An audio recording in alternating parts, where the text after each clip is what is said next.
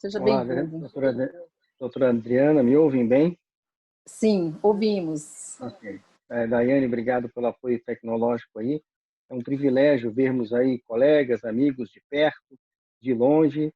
Dona Doralice, obrigado pelas preces que ergueu ao céu. Certamente aí a classe Vida e Saúde tem sido um instrumento importante para levar as pessoas mais perto de Deus. A iniciativa aí da doutora Adriana Veras tem sido aí uma luz, né, a iluminar o caminho de diversas pessoas que estão envolvidas não só no cuidado com a própria saúde, mas no cuidado também com a saúde de outros. Eu vou começar compartilhando aqui a minha tela.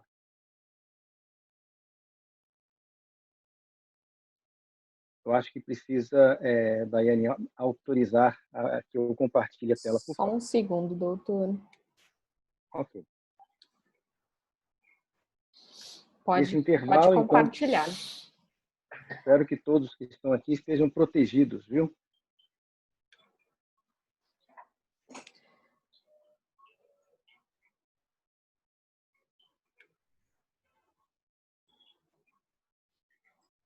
O modo de apresentação chegou para vocês aí? Sim. Ok. Então, essa logomarca que vocês estão vendo é a logomarca atual da Vida e Saúde. Como ela é uma logomarca da casa, viu, doutora Adriana? A gente já pode começar a incorporar aí nossos cards, nossos cartões, etc, Gostei etc. muito, muito bonita. Muito bom. Muito bom. Olha, a gente tem ouvido muito falar da Covid-19. A Covid-19 está num composto de pandemia. Pandemia nada mais é do que uma doença em caráter de surto que afeta todos os continentes ao mesmo tempo. Isso aconteceu, essa decretação da pandemia foi lá em meados de março. Entretanto, desde dezembro, a gente tem visto aí algumas situações de um tipo de pneumonia diferente, que começou a acontecer em cidades lá da China, mas que tinha uma característica de ser uma doença extremamente grave, a ponto de rapidamente se perceber que havia um surto. No começo, se pensava que esse surto era localizado em cidades da China, e as cidades, inclusive, elas fizeram isolamento, que é chamado de lockdown. As cidades fecharam suas fronteiras na expectativa de que a doença fosse bloqueada. Mas o que nós vimos na sequência não foi isso. Nós começamos a ver cenas como essas que nós estamos vendo aí. Se você olhar para cima, na esquerda da sua tela, você vai perceber que você tem uma pessoa sendo transportada naquela maca com uma quantidade grande de profissionais da saúde necessários para cuidar daquela vida. Muitas dessas pessoas precisavam fazer exames de alta complexidade. Aqui na telinha embaixo você vê um médico todo paramentado, com roupa de isolamento, olhando um exame que a doutora Adriana conhece bem como radiologista, que é um exame de tomografia, porque as tomografias dessas pessoas começavam a ter um padrão diferente também de uma pneumonia por vírus. E essas doenças levavam as pessoas a essa situação que você está vendo, meio borrada aqui na sua tela embaixo, à esquerda, que é uma pessoa em um ambiente de UTI, com intubação, com medicações especiais, infusão venosa, lesão de órgãos. Então, esse lado da doença é o lado que trouxe uma grande mortandade nas pessoas.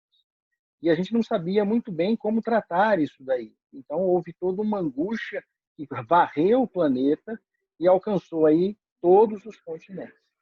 E essa foto que nós estamos vendo é a foto que ficou famosa no ano de 2020, né?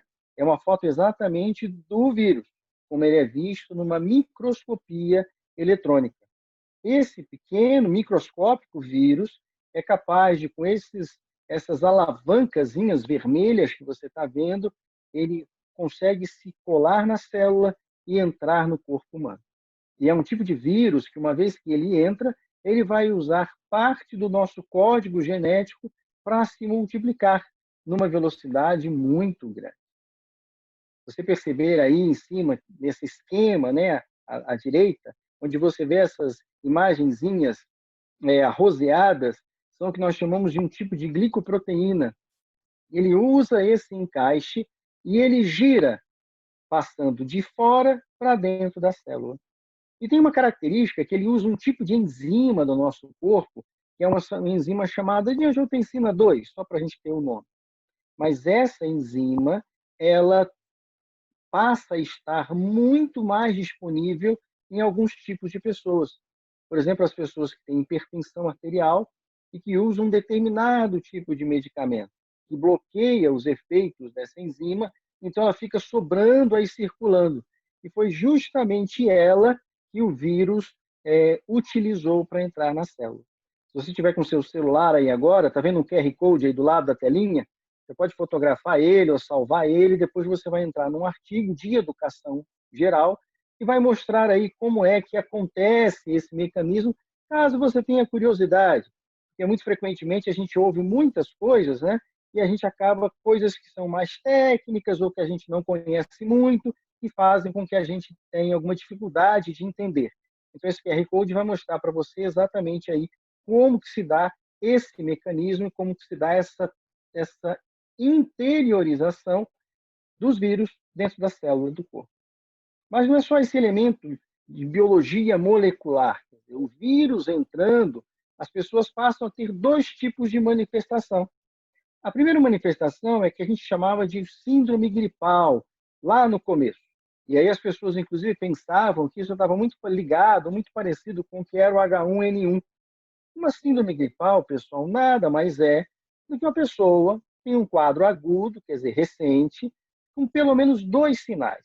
Febre, mesmo que a pessoa ache, né, que está com febre, aquela chamada febre interna, calafrios, dor de garganta, dor de cabeça, tosse, coriza, distúrbios olfativos ou distúrbios gustativos. Você percebe que ele tem que ter dois desses sintomas, apenas dois, a gente caracteriza uma síndrome gripal. Só que quando a pessoa é idosa, outros elementos são importantes.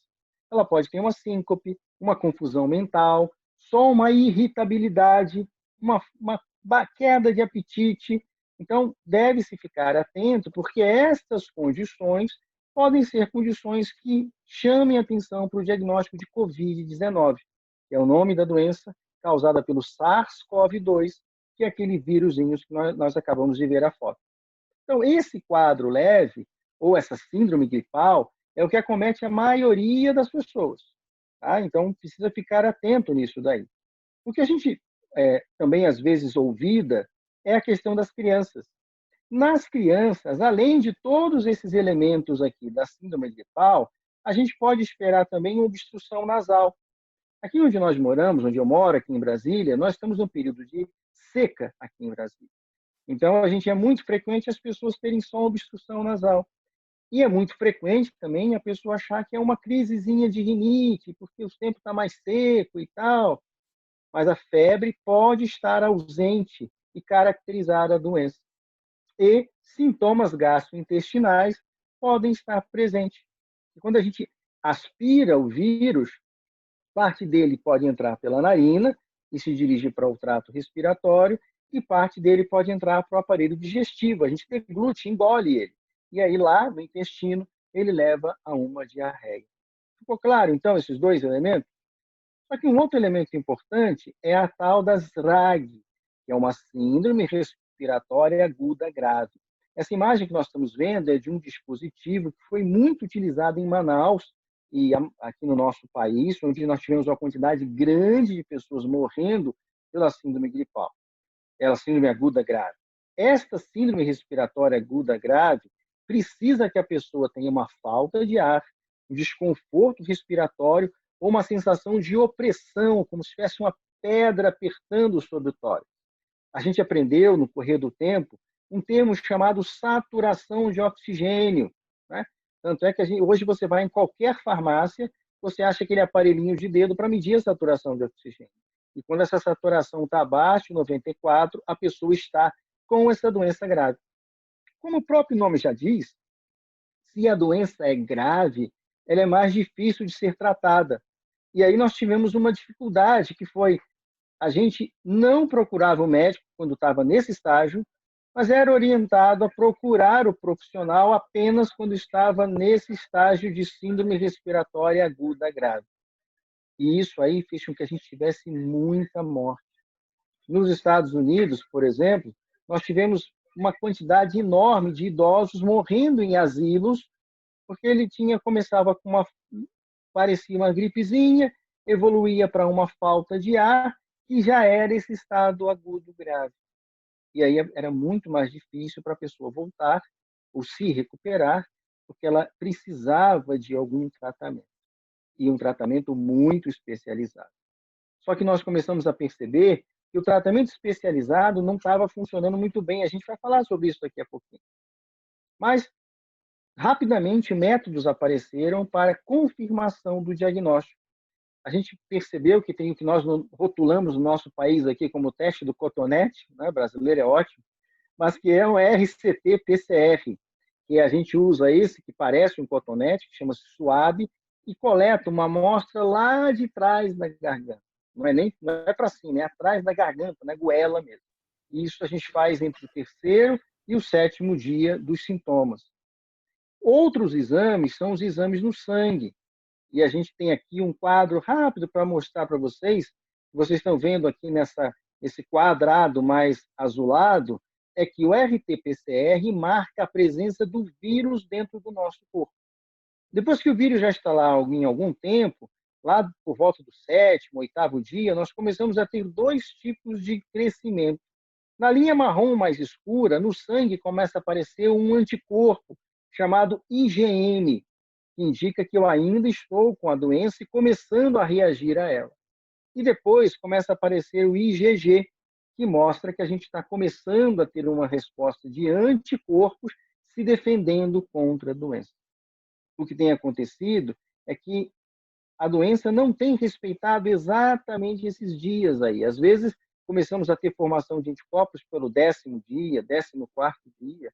Eu tive pacientes que só fizeram a viragem, né, de defesa por volta do 28º dia, 4 semanas de doença. E quanto maior for a nossa IgG, significa que mais defesa a gente tem. E enquanto durar essa IgG, significa que nós estamos protegidos contra a doença. E aí duas coisas chamam a atenção. A primeira é que essa IgG não tem aumentado tanto, então a pessoa reage, mas faz uma defesazinha pequena. E segundo, que a IgG não está durando muito tempo. Quando os médicos fazem a dosagem da IgG de novo, com 3 meses e tal, ela está quase acabando. Ou seja, não temos uma defesa permanente contra o micro-organismo. E aí a doença, ela vinha cometendo muito fortemente o sistema respiratório. No começo, a gente identificava que as pessoas tinham dificuldade na respiração. Essa figura aí, né, que mostra um balãozinho amarrado em cima e embaixo, quer dizer que a pessoa não conseguia abrir e expandir os seus pulmões e fazer uma respiração adequada. E a isso nós chamamos de insuficiência respiratória. Quando o bloco pulmonar, vocês estão vendo aí na foto, sofre uma grande inflamação e a troca de oxigênio não acontece. Se você fizer a experiência de pegar a ponta do seu dedo e apertar ele fortemente ou passar um barbante ali, você vai ver que o sangue não circula.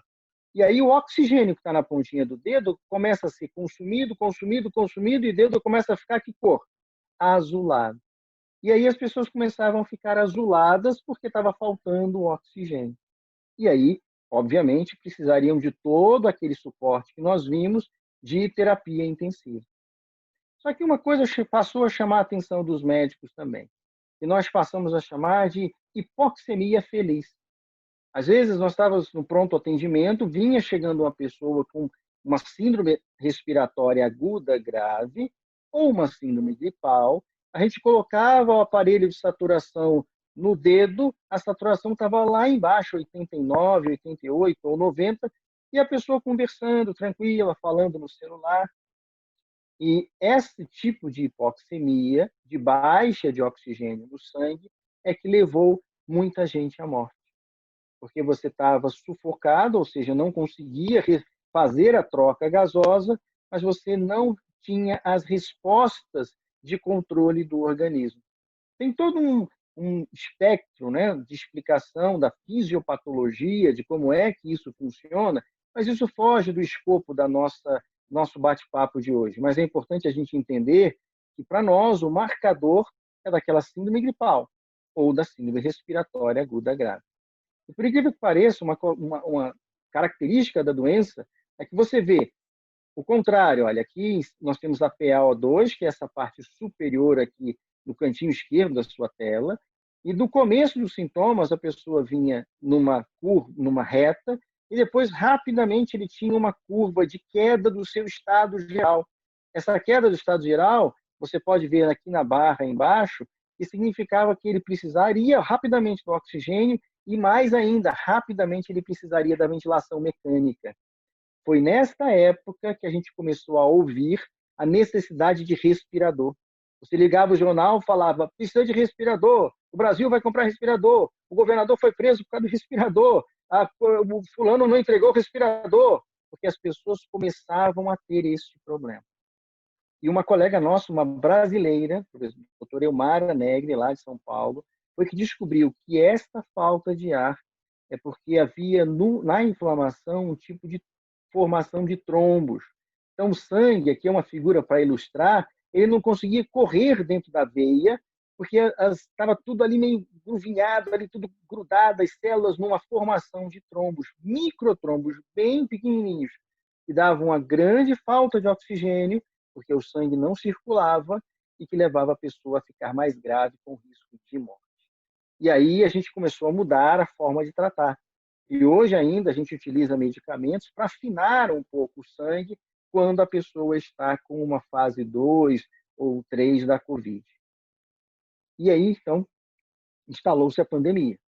Toda a Terra, todo o globo, né, de norte a sul, de leste a oeste, passou a viver aí o risco da Covid-19, o risco da transmissão da doença. Aqui a gente mostra algumas fotos, Paris, Milão, Wuhan, centro de Nova York, todas essas ruas vazias. São cidades polos, cidades de muito turismo, cidades de movimentação de comércio, indústria, e as ruas ficaram vazias. Mesmo no nosso país, a gente vê aqui umas imagens da frente de escolas grandes, escolas privadas, vazias. Aqui numa foto à esquerda, vocês veem prateleiras de supermercados na Europa, vazias. A pandemia foi capaz de não só matar muita gente, como levar as pessoas a um tipo de isolamento, como nós não tínhamos visto há muito tempo. Esse isolamento por conta do risco de transmissão da doença. Aqui perto da gente, no Equador, aconteceram cenas como estas. Houve um colapso no sistema funerário e as pessoas começaram a deixar os seus parentes mortos enrolados em saco e tal, fora de casa, no meio da rua. Isso era uma coisa muito, muito impactante, tanto é que o Equador recebeu ajuda do mundo inteiro, com caixões e roupas de isolamento, para poder recolher pessoas que estavam morrendo por conta da Covid-19. E o processo de morte era exatamente aquele, né? Havia hipoxemia, a pessoa estava ali baixando a oxigenação, e aí chegava um momento que não tinha mais o que fazer para reverter este processo. E nós aprendemos, então, como é que se dava a transmissão. Pela saliva, pelo espirro, pela tosse, pelo aperto de mão. Todos esses elementos, eles são elementos importantes para a gênese de transmissão da doença. Agora, imaginemos que eu estou num ambiente e que eu esteja com o vírus. Se eu tusso, ainda que não tenha ninguém perto de mim, o que vai acontecer com aquelas partículas que saíram da minha tosse? Elas vão cair em algum lugar. Numa mesa, por exemplo, numa cadeira, numa poltrona. E a gente percebe, já sabemos hoje, que esse vírus pode ficar num ambiente desse de superfície por até 6 dias. Alguns trabalhos estão criticando e mostrando que 4 dias. Mas mesmo que seja 4 dias, é muito tempo. Então, uma pessoa passou por ali 4 dias antes e depois de 4 dias ainda tem vírus ali. E aí nós começamos a mudar nossos hábitos. Então, você chega em casa, deixa o seu sapato próximo à porta, usa água sanitária na porta da sua casa, passa a lavar, né, as sacolas e os produtos aí que você traz para dentro de casa, da rua, e os cuidados foram aumentando e a gente ficou muito preso, não só por conta da realidade da doença, mas por conta da realidade da transmissão. Mas chega uma hora que a gente está muito preso, a gente não aguenta ficar em casa. Então, olha, estava meio vazia a rua, eu vou sair para dar uma caminhadinha. Mas na hora que eu estou passando por alguém caminhando, essa pessoa, se tossir, se espirrar, ela pode jogar ali o vírus 10 metros para frente ou para trás. Se a pessoa estiver correndo, isso aumenta para 10 metros. Se a pessoa estiver pedalando, isso aumenta para 20 metros. Então, a gente percebe que essa iniciativa de manter a pessoa afastada, numa distância segura de 2 metros, só funciona se ele estiver usando máscara. E aí nós acrescentamos também na realidade do nosso dia a dia o uso de máscara. E a gente percebe que a pandemia traz muito impacto para nós. Só que mais do que isso, recentemente a Organização Mundial de Saúde fez um comentário, o presidente, né, o Dr. Tedros, de que a doença coronavírus pode nunca desaparecer e virar uma doença endêmica. Né? A gente espera a declaração para qualquer momento de que a Covid-19 é uma doença endêmica. O que quer dizer isso? Quer dizer que, da mesma forma do H1N1, por exemplo, a gente vai conviver com ela no dia a dia. Só que para o H1N1 nós temos vacina, e para a Covid-19 ainda não tem. Então, esta decretação de endemia significa que nós temos um estado de contágio permanente, onde a gente, então, vai começar a mudar a maneira como a gente vê as coisas e como a gente se comporta, porque a doença ela está presente continuamente na nossa vida e pode causar aí alguns problemas que a gente viu que acontece há pouco. E aí a gente para pensar. Essa foto é uma foto da nossa igreja, a igreja que eu congrego aqui em Brasília, no Distrito Federal. Essa igreja, nesse dia, não está nem tão cheia, né, Adriano? Ainda cabe um pouquinho de gente aí. E quem está pregando é o pastor Miquelson Borges. Eu faço parte do Ministério de Oração também da nossa igreja, junto com a minha esposa. E nós recebemos recentemente a informação de que o pastor Miquelson Borges está lá no sul do país, onde moram os pais. O pai e a mãe estavam na UTI por Covid-19. A mãe saiu, tem poucos dias, o pai ainda continua na UTI. Então, a gente percebe que isso impacta a nossa vida, a vida das pessoas que nós amamos e como a gente vive. A gente tem quantas semanas tem que nós não vamos à igreja, quantas semanas tem que não nos encontramos com a igreja como está, não abraçamos nossos irmãos, nós não comungamos. E eu fico feliz porque por iniciativas como essa aqui da Classe Vida e Saúde, que permite que a gente se conecte. Então, eu vejo aqui as carinhas, né, as pessoas com a câmera ligada e tal, a gente pode perceber que nossos irmãos e irmãs ainda estão protegidos, ainda estão bem, e essa iniciativa é uma coisa boa. Com a pandemia, nós saímos da igreja e muitos ainda não voltaram para a igreja. Essa imagem aqui em cima é um dia de um sábado comum, também na igreja onde eu congrego aqui. As pessoas saindo depois do culto, esse dia aqui, nós estávamos indo para a entrega de livros nas quadras. Não sei se quem congrega na Asa Sul lembra, a gente pegou o kit e foi entregar os livros nas quadras. Mas a realidade agora é outra. Você vê igrejas vazias, você vê reuniões, né? Aqui à nossa direita, embaixo, na telinha de vocês, é uma reunião de um culto transmitido lá com o pessoal do NASP, porque a maneira como a gente está fazendo as coisas, ela mudou um pouco. Então, a gente consegue perceber que essa questão do coronavírus, da Covid-19, tenha mudado não apenas você e a mim, mas mudou a própria igreja, mudou a igreja como um todo, mudou a cultura, mudou a sociedade. E se você parar para olhar, todo o planeta foi notificado em algum momento, de alguma forma, por conta desta pandemia. Isso é o fato, isso é o que tem acontecido conosco. Mas nós temos que estar preparados. Encontros como esse que nós vivemos aqui, né? Atividades que a igreja faz, é para preparar a gente. Mas preparar para alguma coisa que está por vir? Não. Não é para preparar a gente para nada que está por vir. É preparar para quem está por vir. A maneira como nós nos encontramos e aquilo que nós fazemos, você sabe de que eu estou falando. Eu estou falando de preparar para a volta daquele que nós esperamos.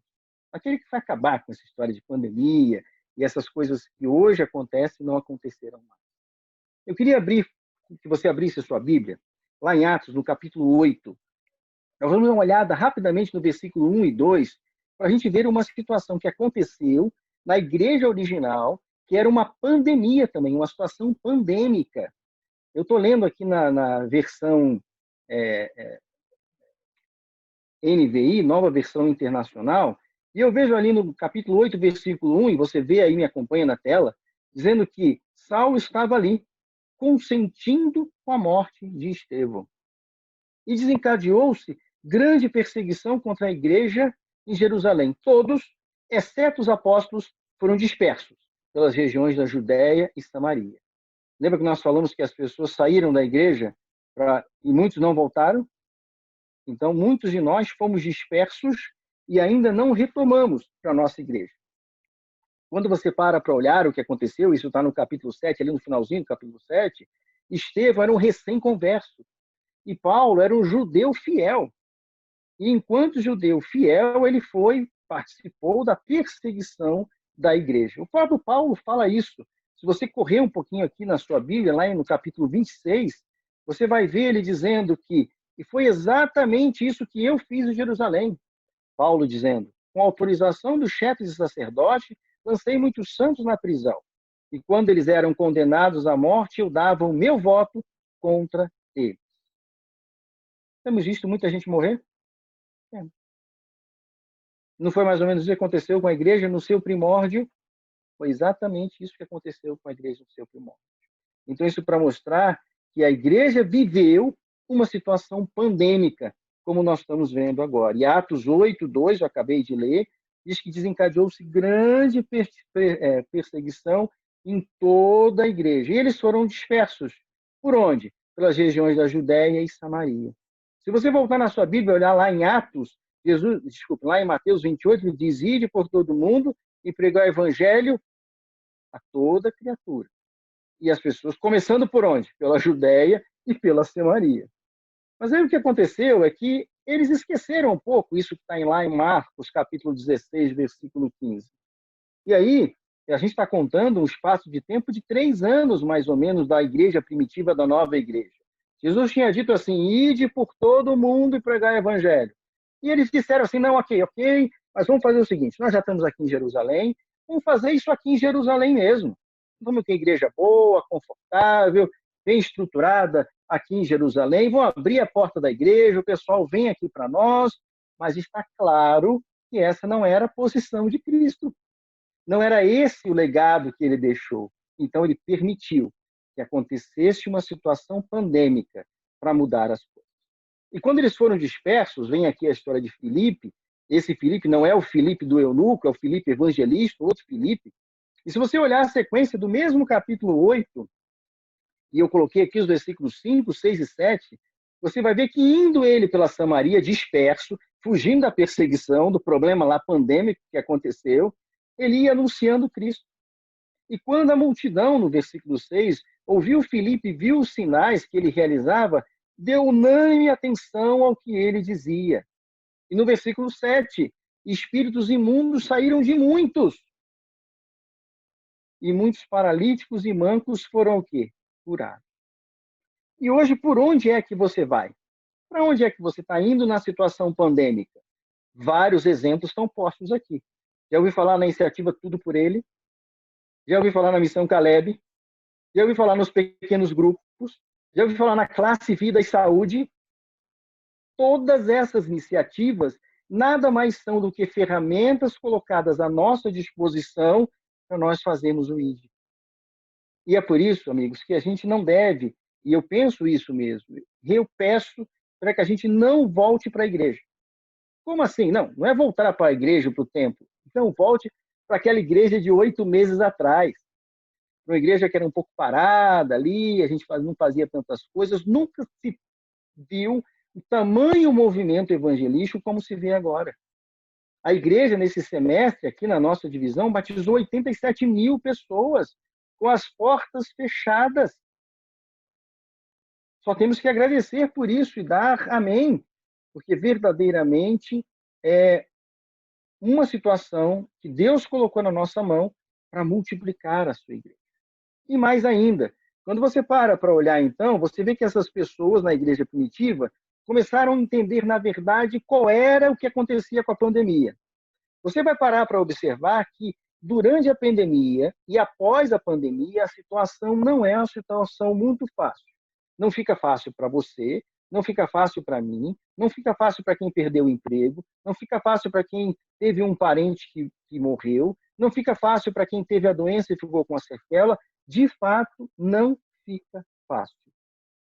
E aí, em Atos 17, versículo 5, nós percebemos, está aí na sua telinha, que os judeus ficaram com inveja. Reuniram alguns homens perversos, aí, desocupados, e iniciaram um tumulto na cidade. Invadiram a casa de Jason, que era um cristão também recém-converso, procurando quem? Paulo e Silas, para trazer para o meio da cidade. Contudo, não achando, arrastaram Jason e alguns irmãos, gritando: eis que esses homens têm causado alvoroço por todo mundo e agora chegaram aqui. A pandemia nos dá uma capacidade de fazermos um alvoroço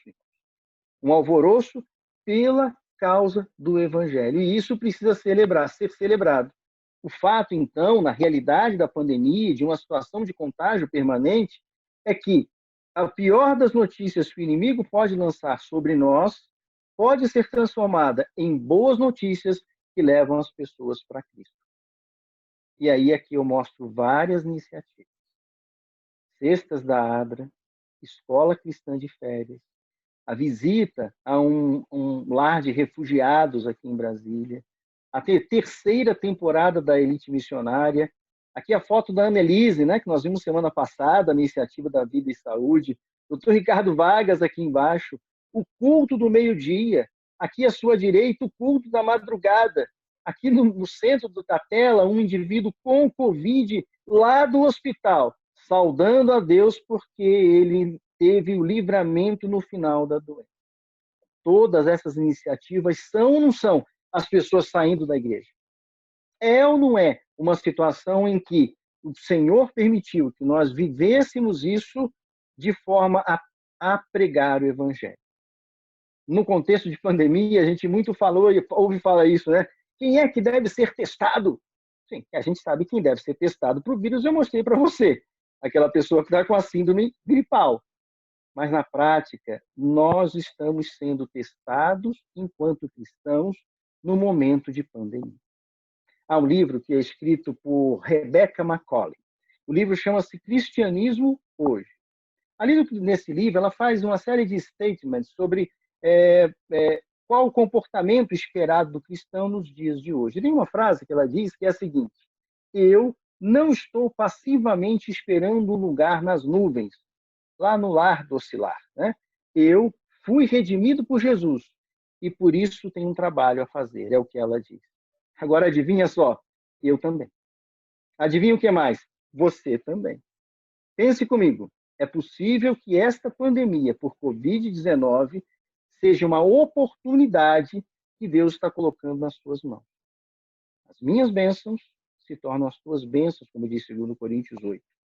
E aí eu queria que você pensasse um pouquinho em você, na sua trajetória. Ou mesmo, a pessoa pode olhar para si mesma e dizer: nossa, eu realmente estou sendo abençoado por Deus.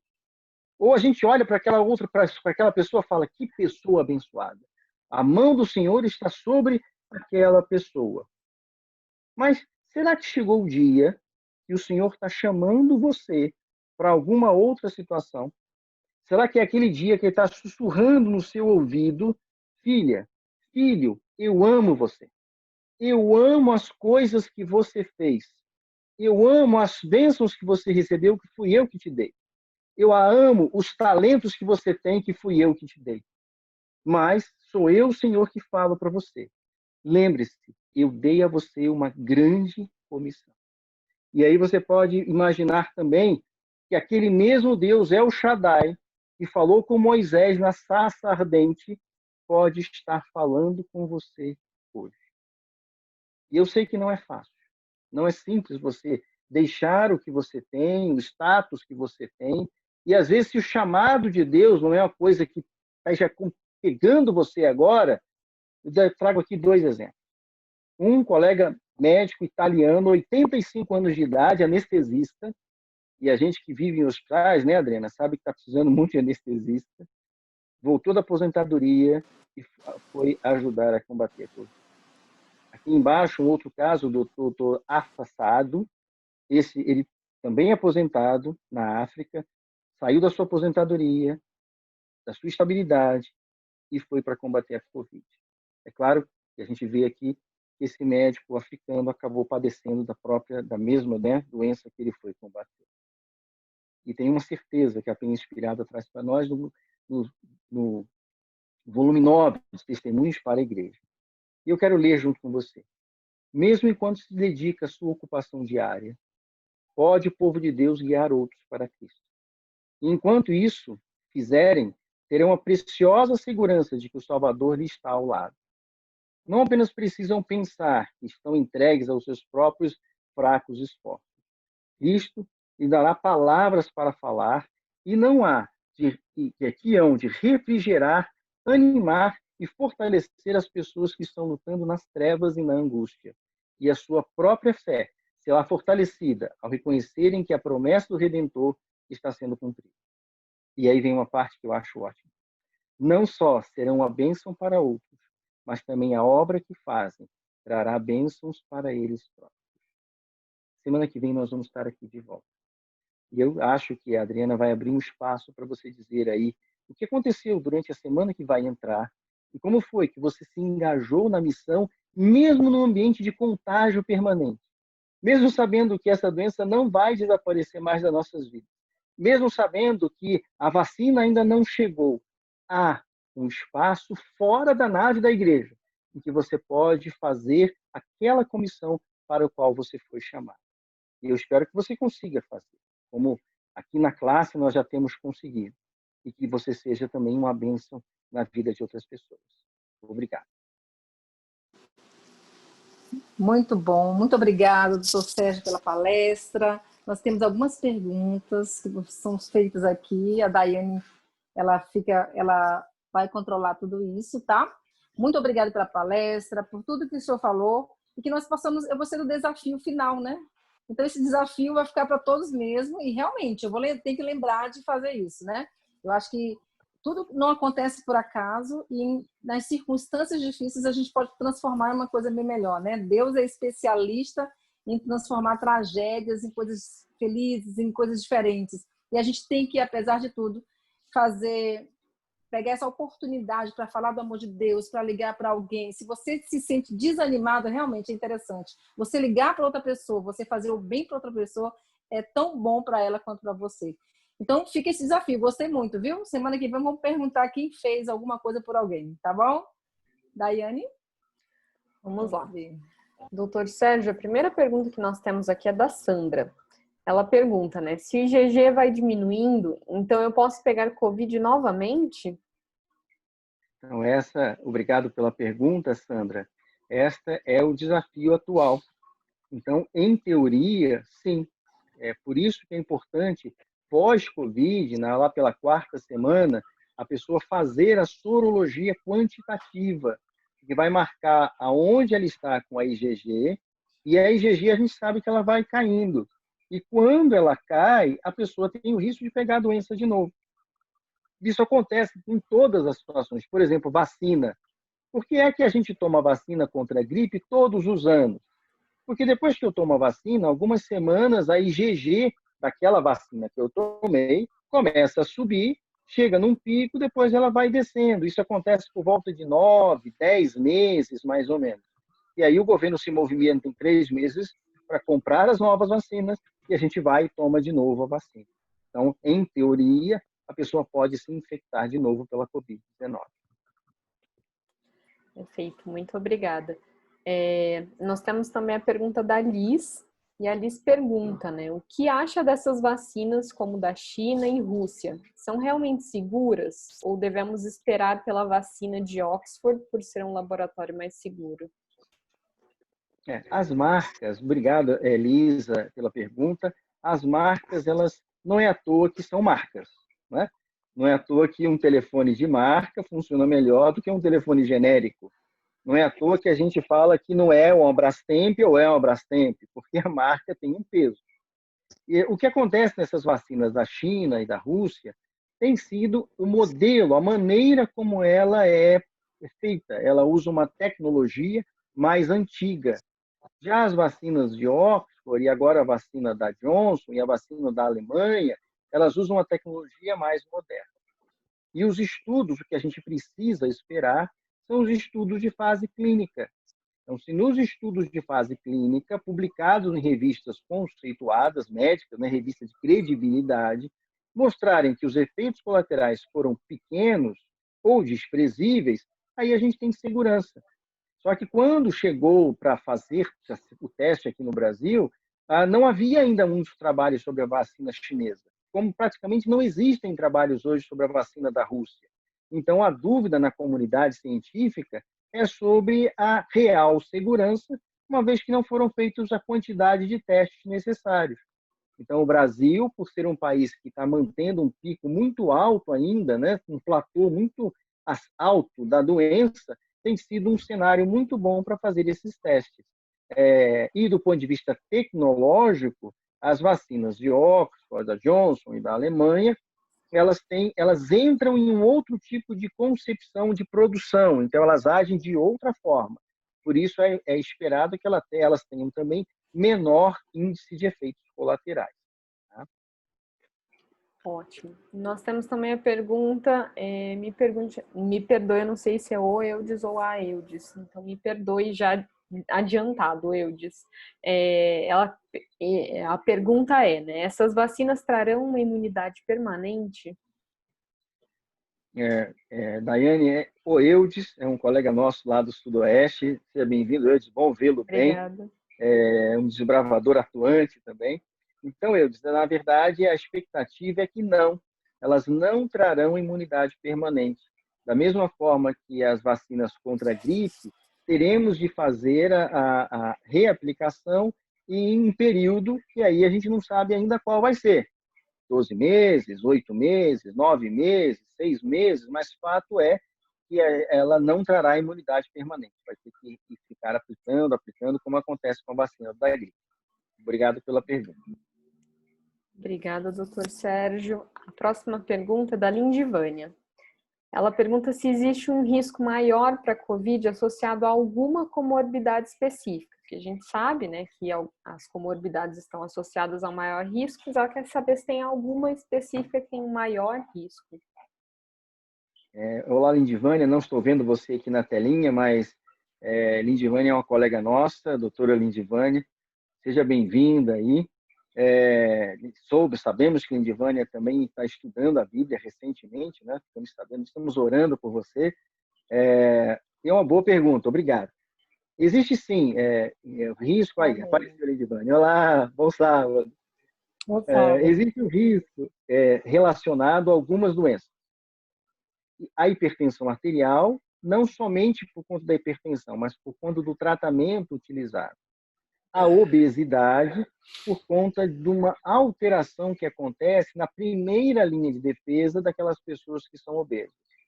A presença de doenças inflamatórias, as doenças reumáticas, por exemplo, porque a cascata que nós chamamos de defesa contra a inflamação, ela já é prejudicada naquelas pessoas que sofrem de alguma inflamação. Os idosos, também por isso, porque de um raciocínio bem teleológico, né? A gente tem a ideia de que o idoso tem as suas defesas diminuídas. Então, ele está mais vulnerável aí às infecções, quaisquer que sejam elas. Particularmente essa infecção que tem um pleomorfismo, né? Uma maneira muito diversa de acontecer. E aí uma série de outros. Os anêmicos, por exemplo, também que tem uma deficiência na formação ali dos células sanguíneas, também vão ter complicação. Aqueles com doença oncológica, porque a doença oncológica obriga doença oncológica em tratamento, porque ela obriga o tratamento que é utilizado na doença oncológica, traz impacto sobre a qualidade da defesa do organismo. Então, por isso que existe inicialmente esse terror, né? E por isso que a gente tem que fazer um grande esforço relacionado ao contágio, para não se contaminar, porque existem, de fato, algumas situações do nosso corpo que se relacionam a uma doença mais grave. E eu queria aproveitar, Daiane, se me permitir, ainda complementando, é o conceito de carga viral, né? A carga viral é a quantidade de vírus que a gente pega, né, no começo da doença. E essa carga viral vai determinar a intensidade do efeito inflamatório, que é da segunda fase da doença. Então, qual é a maneira principal pela qual a gente não pega a carga viral? Como a gente sabe que a doença ela tem uma transmissão aérea e também em superfície, é a gente utilizar sempre a máscara quando estiver em ambientes coletivos, evitar esse contato físico e usar sempre o álcool gel, ou álcool, né, 70%, porque a gente nem sempre consegue controlar a superfície na qual eu passo a mão. Então, por isso, eu vou estar limpando a mão com maior frequência. Na ausência de álcool gel, posso usar água e sabão? Posso. Faz um efeito até melhor do que o álcool gel. A gente fala muito do álcool gel porque não tem uma torneira com água e sabão em todo lugar que a gente passa, né? Então, estamos usando o álcool gel na bolsa aí. Para mim, por favor. Doutor Sérgio, o Fábio e a Carmen tentaram abrir o microfone, acredito que eles tenham perguntas para fazer. Então, o Fábio, que abriu primeiro, se quiser fazer uma pergunta, pode abrir seu microfone. Fábio? Adriana, se você puder abrir o microfone dele, por favor, que exatamente agora acabou a pilha do meu mouse aqui. Eu pedi para o Jonas já buscar uma aqui. Deixa eu encontrar o Fábio aqui. O Fábio e a Carmen abriram os microfones. Então, só um segundo, eu vou pegar a pilha ali e já volto, tá? Só um minutinho, gente. Deixa eu ver se eu encontro aqui.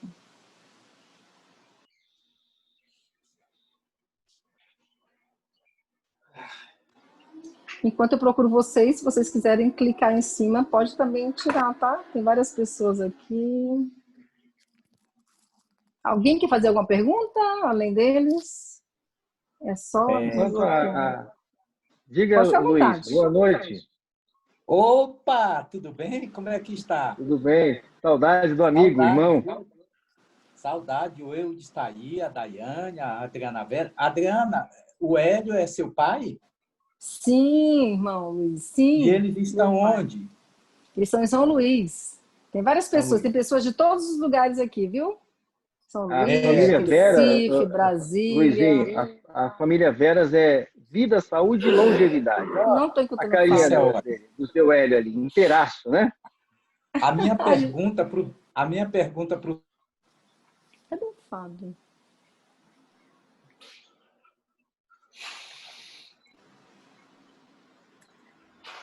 Irmão Luiz, pode falar, irmão Luiz. Desbloqueei o celular não, o áudio.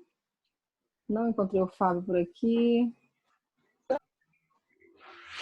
a matar esse bendito coronavírus?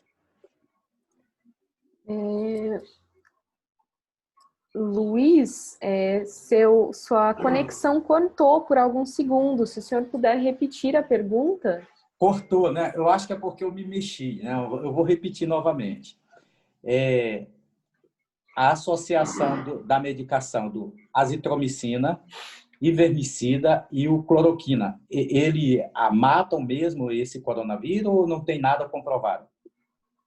É uma boa pergunta, Luiz. O objetivo dessa medicação, desse coquetel, vamos dizer assim, né, que é uma associação, na verdade, de 4 medicamentos, o objetivo não é matar a Covid-19, porque são antibióticos e antilipossomais, mas o que acontece é que eles alteram o pH do organismo e alteram o sistema que nós chamamos lipossomal, um sistema interno das células. Com isso, então, ele diminui a capacidade. Lembra daquele primeiro slide que eu mostrei que o vírus tem uma garrinha que ele cola na célula e rola para dentro dela? Então, esses medicamentos desbloqueiam justamente essa, vamos chamar aqui entre nós, né, de rolagem do vírus para dentro da célula. Então, a carga viral acaba sendo menor, a carga capaz de infectar as pessoas, e ela consegue reagir com mais facilidade e passar, né, com mais clareza pela doença, conseguindo resolver melhor. tá? Mas ela não é uma medicação antiviral. Então, o objetivo dela não é matar o vírus, mas sim permitir com que a pessoa tenha uma resposta mais ativa e uma doença mais branda. Ok? Perfeito. Ok, então.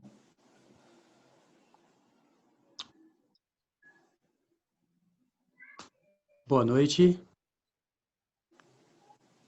Boa noite, Pedro. Boa noite. Então, doutor Sérgio, existe a possibilidade desse vírus ter escapado acidentalmente do laboratório e dessa forma ter sido disseminado? Olha, Pedro, essa é a pergunta de $1 milhão, né? Não de R$1 milhão.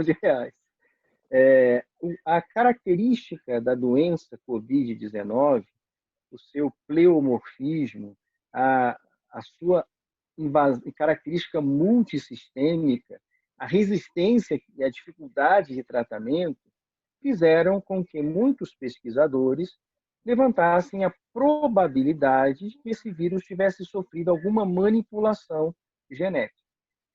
Trabalhos estão sendo feitos, né, para tentar mapear isso ou identificar isso. Aqueles que já trabalharam com o genoma ou sequenciamento do vírus não conseguiram confirmar até o momento isso. Governos como o dos Estados Unidos têm publicado alguns trabalhos que mostram que justamente na cidade de Wuhan, na China, onde o governo chinês tem um laboratório de alto nível de pesquisa viral, houve um incidente lá no mês de novembro. Só que isso é identificado ou afirmado pelos Estados Unidos, a China nega, já fica aquela questão. Então, a gente não tem hoje uma conclusão, tá? Mas nós sabemos que, do ponto de vista científico, aonde nós estamos hoje, até onde o ser humano está, ele tem condições de alterar um vírus para que ele tenha uma infectividade maior, transformando-o em uma arma, tá? Mas nós não conseguimos ainda confirmar isso para a Covid-19. Então, ficamos aí ainda no campo dessas especulações. Recentemente, uma cientista chinesa veio a público, há mais ou menos uns 10 dias, apresentou as conclusões de uma pesquisa que ela fez. Essas conclusões estão sendo estudadas pela comunidade científica e, certamente, se isso aconteceu, né, isso é uma tragédia de repercussões que nós estamos vendo hoje aí. Mas em tempos de pandemia também, toda cautela é pouco, né? Até mesmo nas nossas afirmações. Então, a gente prefere fazer o julgamento à luz das confirmações daqueles que fazem as pesquisas. Talvez essa resposta, Pedro, a gente só vai conseguir daqui a umas 2 décadas, quando essa fase aguda tiver passado, né? E vierem à luz outras informações que hoje estão escondidas. Muito bem, obrigado, doutor. E acho que também é importante, né, a gente ressaltar que nesse momento indifere para a gente de onde exatamente veio o vírus. Acho que a gente precisa agora nos prevenir, né, cuidar da nossa saúde, proporcionar, né, formas de evitar o contágio. Que agora, até mesmo a preocupação, né, de ficar de onde veio, por que aconteceu, por que chegou, é o que vai nos causar, nesse momento, mais mal do que bem. Porque a gente não vai conseguir chegar a uma conclusão exata, como o Dr. Sérgio mesmo falou, e vai gerar, né, muito mais angústia, muito mais sofrimento do que geraria se a gente, nesse momento, simplesmente cuidasse, né, simplesmente da nossa saúde e da prevenção necessária. E aprender, lembrar de desenvolver os hábitos saudáveis, né? Os hábitos saudáveis que aumentam a sua imunidade contra qualquer vírus, bactérias, fungos, né? Pois não, doutor. Essa é uma resposta do que a Daiane falou primeiramente, Adriana. É isso mesmo, a gente tem visto um aumento do sofrimento mental, a procura por psicólogos aumentou 420% nos últimos meses, somente no Brasil. Então, isso mostra que as pessoas estão enlouquecendo, vamos dizer assim. E o que fazer, né? A doutora Adriana também lembrou bem. Nós temos um estilo de vida que tem sido colocado à prova. Lembra que nós falamos ali quem tem que ser testado? Quem tem que ser testado para a Covid é quem tem os sintomas. Mas nós estamos sendo testados do nosso estilo de vida, na prática da nossa fé, nas ações, né, que nós fazemos, na maneira como nos comportamos frente ao ambiente de contágio. A gente mostrou vários exemplos aqui, então não podemos esquecer de fato isso, que é aquilo para o qual nós temos meta em nossa existência, né? Que é abreviar a volta de Jesus, sabendo que estamos só numa viagem. E o mais interessante nem sempre é a viagem, às vezes é o destino final, e é para lá que nós estamos indo. Que bom, né? Mais alguma pergunta, Daiane? Nenhuma mais inscrita.